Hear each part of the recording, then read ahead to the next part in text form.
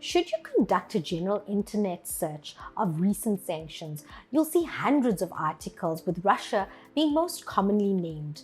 This is on account of the Russia and Ukraine crisis. Global sanctions have become more complex over the last decade. They have become smarter, meaning more targeted, thus requiring greater precision, increased regulator expectations, and fines for violation. Also, increased guidance from governmental and non-governmental bodies.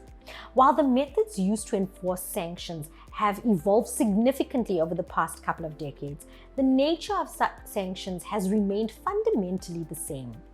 Before the buzz around Russia, the most high-profile sanctions were imposed between 1990 and 2003 by the United Nations against Iraq, leading up to and following the First Gulf War.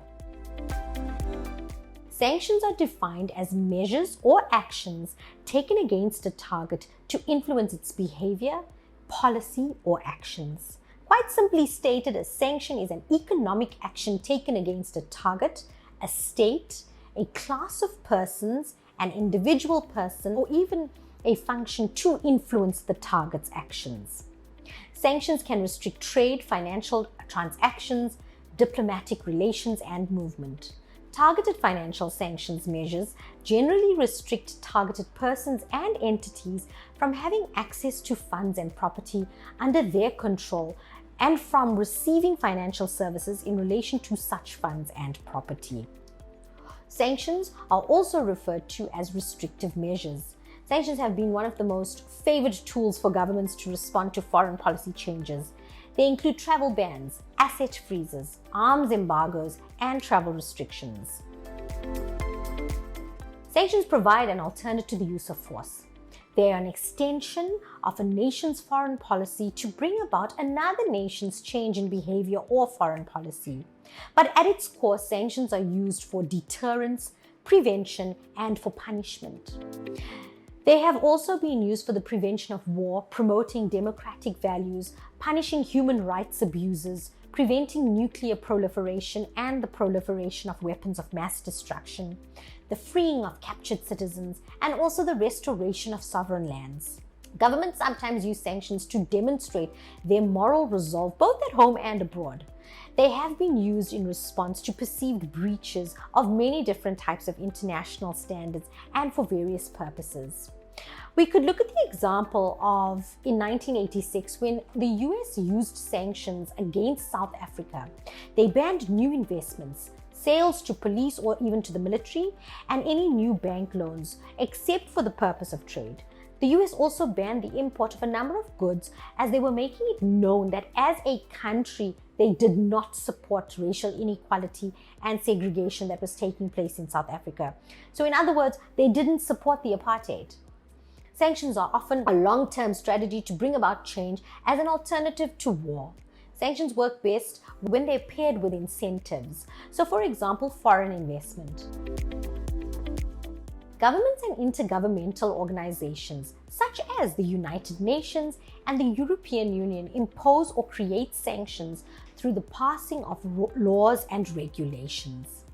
In the case of the United Nations, these laws and regulations are called resolutions. In the case of the European Union, they're called restrictive measures. So no matter what they're called, effectively, these are all sanctions. The primary bodies and states that impose sanctions are the United Nations or the UN. They impose multilateral sanctions. The United States or the US, they impose unilateral sanctions.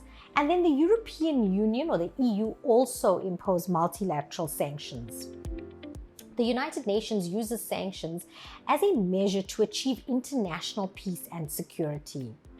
In the South African legal framework, the Financial Intelligence Center Act, or FIC Act as some of us know it, places the responsibility to administer the targeted financial sanctions or TFS measures adopted by the United Nations Security Council in its resolutions on the Financial Intelligence Center.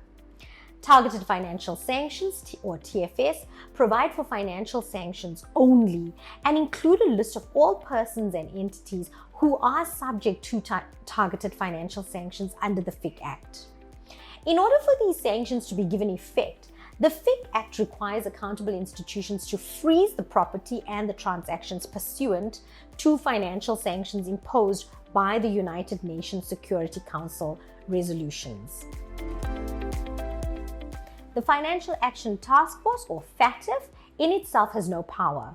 However, its influence is derived from its widespread adoption of their recommendations, as well as its black and its grey list.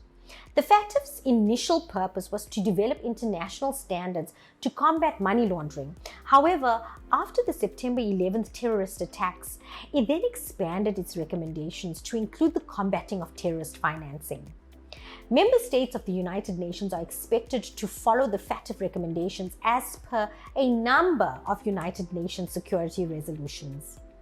The Office of Foreign Asset Control, or OFAC as we know it, is the agency within the Department of the US or the United States Treasury, and they're responsible for implementing the financial sanctions. A core component of OFAC sanctions is the specially designated Nationals and Blocked Persons list, or the SDN list. OFAC imposes civil fines for violations, but criminal penalties are then handled by the United States Department of Justice, or the DOJ. The US Department of State collaborates with OFAC, is also a key player in policy guidance and licensing decisions, and has a primary role in administering extraterritorial or secondary sanctions. In the UK, the Office of the Financial Sanctions Implementation, or OFSI, implements and administers sanctions and the granting of licenses. Her Majesty or His Majesty Treasury administers financial sanctions such as asset freezes and restrictions on the transfer of funds. And in Canada, sanctions are enforced by Global Affairs Canada, which is assisted by the Canada Border Services Agency. The Australian sanction regimes are administered by the Department of Foreign Affairs and Trade, the Minister of Foreign Affairs, the Departmental Secretary and delegates, to name a few. Those officers have a range of administrative, investigative, exemption, and referral powers. These can be specific or they can be general in their implementation and their enforcement. Geographic sanctions target specific countries or specific regions, and examples of these could be North Korea or even Crimea. Thematic sanctions focus on particular issues or concerns that may cut across geographic boundaries, as in the case of counter-narcotic sanctions. The United Nations prefers targeted sanctions, sanctions that are over a specific person, rather than comprehensive sanctions against a country or a region, because the latter has a greater impact on developing economies. Multilateral sanctions are more difficult to enact, as they require more countries to have the same foreign policy objectives. They are sanctions supported by more than one country. The United Nations is the best example of countries acting together to enforce a sanctions regime. Autonomous sanctions occur when a single entity, either a government or a coalition of governments, such as in the case of the European Union, acts to enforce a sanctions regime. Most countries have their own version of autonomous or unilateral sanctions. Terrorist-related sanctions were created in 1999, and this was created as a response to the bombing that took place in the US embassies both in Kenya and in Tanzania. These are known as Resolution UNSCR 1267. They targeted individuals and entities who were affiliated with Al-Qaeda and with the Taliban. These sanctions were then later expanded on in 2014, and they now included individuals and entities who were affiliated with ISIS, who are also known as ISIL or Daesh. South Africa imposes the United Nations Security Council resolutions targeted financial sanctions, as we've mentioned before. Sanctions evasion is the deliberate act of avoiding or circumventing sanctions to engage in prohibited activity without being caught. Evasion can happen in two ways. External evasion, when the customer or its third party violates sanctions, and internal evasion happens when an organization's own staff members commit a violation, such as stripping. What is internal evasion for one firm example? A firm's employees removing sanctioned information from a payment message may be external for another firm, and an example is the firm receiving the stripped payment messages. Stripping is a technique of evasion. This is the intentional removing of information from a record to avoid detection against a sanction list. Wire stripping is the deliberate stripping of details so a payment may go undetected. Stripping a wire of sanctions-related information requires the collusion of multiple individuals or entities to remove or disguise the information. U-turn payments is another technique, and this is when a transaction is performed by a bank in one country but for the benefit of a bank in another country. And a common method of evasion is restructuring or obscuring ownership types or interest. Complex ownership structures involving multiple entities in different jurisdictions can dilute the sanctioned ownership so that it falls below thresholds, and it will prevent trade. This dilution allows a sanctioned country or an entity to avoid the restrictions the sanctions create. Another technique is proxies, or the use of front companies. This term refers to having someone else act as if they were the actual owner or controller of a fund, a property, or a business. DocFox has made screening simple. We have a watch list tool that does the screening automatically for you, so you won't have to do the screening manually, which is, as we know, time consuming. Screening your clients against watch list sanctions, domestic political exposed persons, foreign politically exposed persons, and prominent influential person lists is a critical element in determining a client's risk profile and is a requirement that has been imposed by FICA.